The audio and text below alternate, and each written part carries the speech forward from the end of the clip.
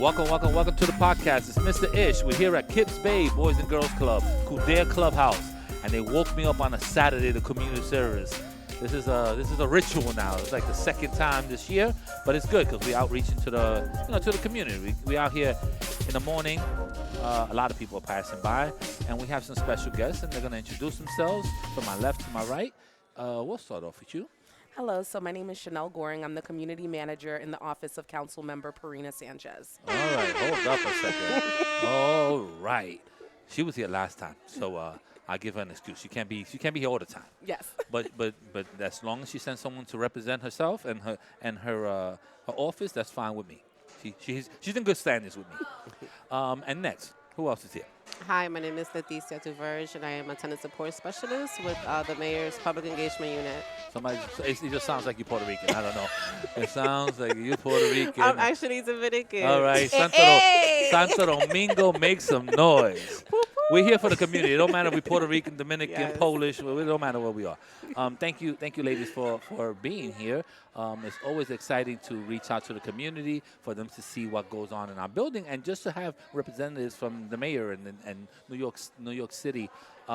Someone just give me a little bit of what your reach is out here, your outreach. What do you guys do? So with the office of Council Member Parina Sanchez, newly elected, has been elected in office for a year. So our office is located at 2065 Morris Avenue. In our office, we offer housing lawyers, immigration lawyers, assistance with HRA cases, assistance with connecting with Con Edison and any other New York City agency. So we pretty much serve as a liaison between the constituents and any New York City agency with getting issues resolved. All right, and if you can, it seems like if you can resolve it, somebody that you're going to reach out to somebody that could help out in the community. Exactly. Thank you very much for your service. Next, who's calling me? It's probably my wife. Don't worry about that. Give me a little bit of what you do in the mayor's office. Sure. So I provide tenant support. So any New Yorker that lives in a rent-stabilized unit, a renter period, that's all of us. For example, you call 311 and you're like, hey, I'm, having repair issues. I have a question about this. I'm facing eviction. We provide case management services. So, for example, for me, I, help people connect with HRA, applying for a one-shot deal, just, connecting them with resources that are available for them to stay in their homes and address whatever arrears or whatever issues pertaining to their apartment. So we definitely provide a different type of approach and services. And if we are not able to provide them, we also connect with somebody that could. Correct.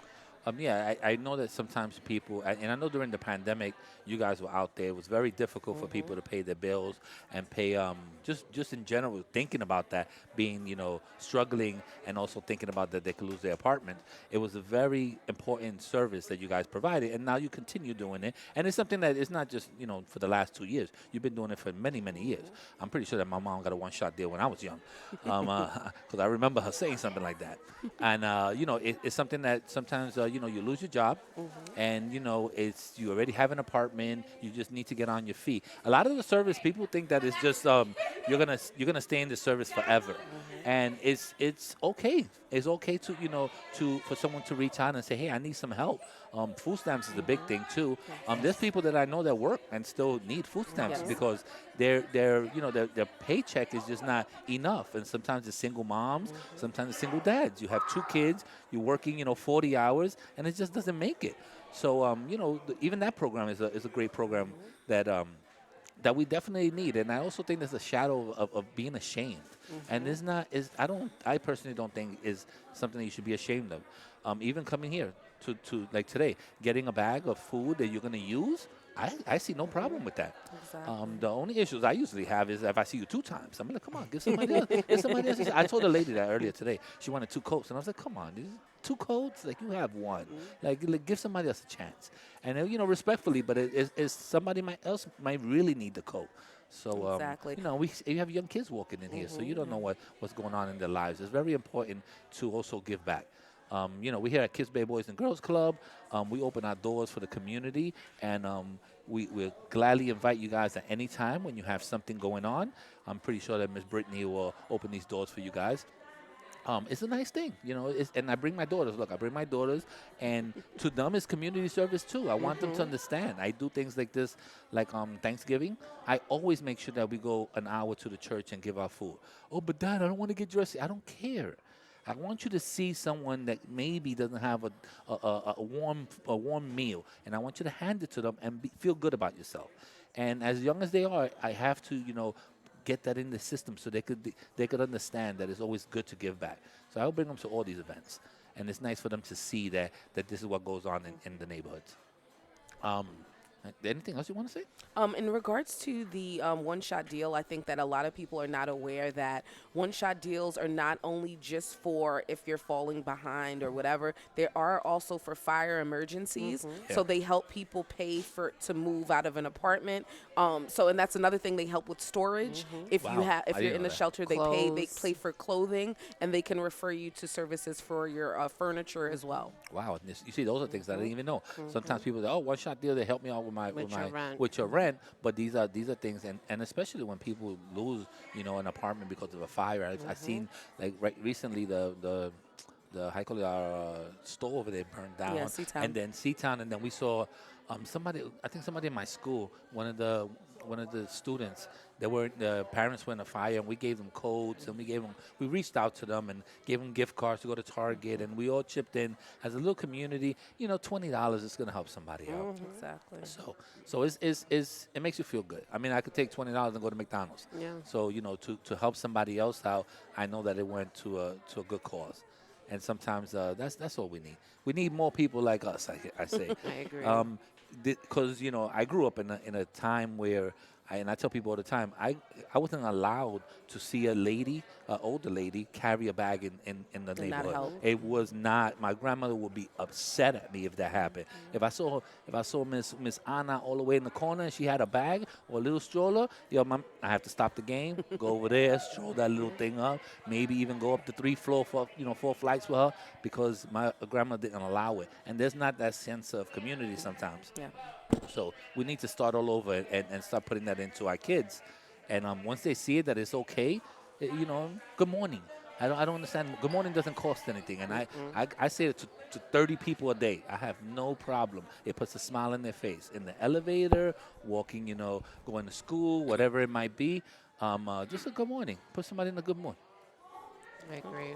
I got control. Don't worry about it. If you need to, just look at me and I'll stop you there. Thank you. Anything else? Anything else you wanna talk about? No, I just have to add, because I know there's a lot of stigma when it comes to accessing a lot of the benefits that the city offers for folks. And I always tell people who get a little embarrassed or ashamed, listen, you've worked all your life, right? This is part of your taxes at work. So right now you're going through a difficult moment. This is a temporary situation. Take advantage of the services that are available to help you get back on track. Again, you work towards this benefit. Now let it work for you. And that usually helps people in their anxieties, they're not going to disappear, but at least they feel like, okay. And I think a lot of people also need to understand that these services are for people that work also. Exactly. For Everyone. people that work, Correct. it's for everyone, for New everyone. Yorkers. And sometimes they be like, "Oh, I got a job, I do this, I'm not going into that office." I have no shame.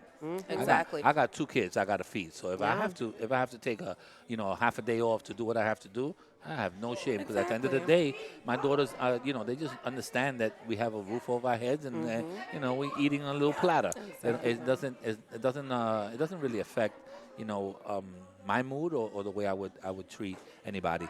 So I like people to understand that it's for working customers also. Exactly. 'Cause And another thing that's really important that people need to realize is that we're in the age of technology. So if you are embarrassed to go to the office and speak to someone in person, there are ways for you to simply apply on your cell phone or online, submit all of your documents online on your phone. They do a phone interview, and then that's it. You technically don't have to go into the office and wait all day to apply and put in the application. Yeah, it's a great thing. I mean, people were doing it for food stamps. I'll tell you that during the pandemic, it had no problem. Yeah. And I tell you this much: the tax people have no problem doing it. Exactly. I said they come get our taxes whichever way they can. I have no problem with it. They're alive. And I can tell you this much: I'm looking forward to my Social Security. I want my money. I've been working since I was 14 years old, so I want my money.